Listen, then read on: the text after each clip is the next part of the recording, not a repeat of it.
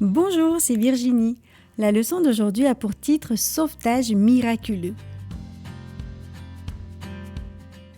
Le verset à mémoriser se trouve dans Exode 14, verset 13. Restez en place et voyez comment l'Éternel va vous sauver aujourd'hui. As-tu déjà fait un long voyage? Savais-tu où tu allais lorsque tu es parti? Avais-tu un plan au cas où quelque chose tournait mal durant le voyage? Le peuple de Dieu, les Israélites, partit il y a bien longtemps pour un de ces longs voyages. La brise du soir venant de la mer Rouge était rafraîchissante. Hazer fut heureux de cette occasion de reposer un peu ses jambes. Ces derniers jours avaient été un vrai tourbillon. Tuer l'agneau, asperger son sang sur le cadre de la porte, puis faire rôtir l'agneau et le manger avec du pain sans levain et des herbes amères, ce fut le dernier repas qu'il mangea dans le seul foyer qu'il n'eût jamais connu. Il se souvenait du reste de cette nuit. Le Seigneur passant dans tout le pays d'Égypte, tuant les premiers-nés dans toutes les maisons.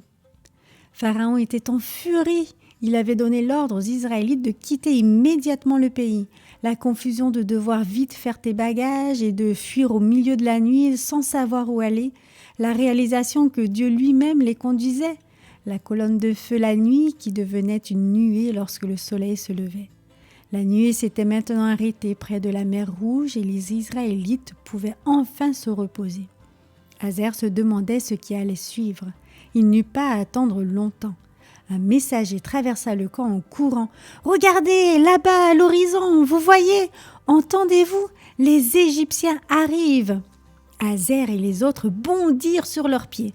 Au loin, aux limites du désert, ils pouvaient voir un nuage de poussière.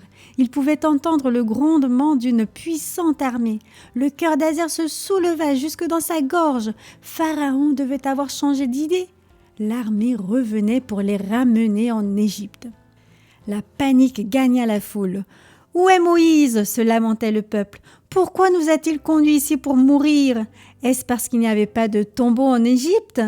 Il aurait mieux valu pour nous d'être esclaves en Égypte que de mourir ici dans le désert. » « Soyez sans crainte, » dit Moïse avec fermeté. Le son de sa voix calma la foule.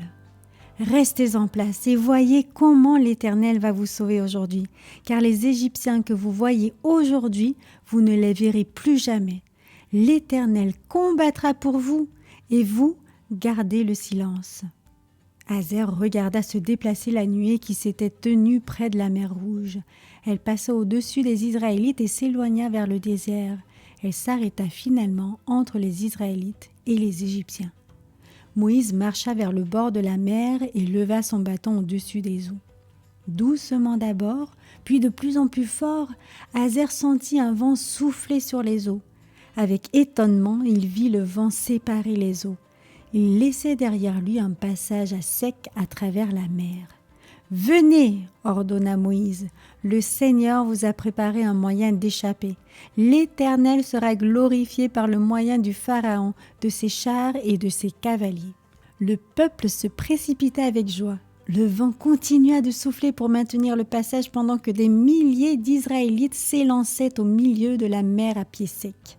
Une muraille d'eau s'élevait de chaque côté du passage. La colonne de feu éclairait le chemin. Toute la nuit, l'immense cohorte des Israélites se hâta à travers la mer. Quand les derniers individus atteignirent l'autre rive, ils pouvaient entendre l'armée égyptienne se lancer à leur poursuite. Hazer regarda derrière lui pour voir l'armée arriver sur lui. Mais quelque chose d'étonnant arriva. Les roues se détachaient des chars. C'était la confusion. Hazer vit alors l'armée essayer de faire demi-tour pour retourner en Égypte.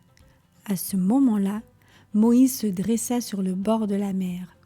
Alors que l'aurore pointait, il étendit son bâton sur la mer. Les flots reprirent leur place.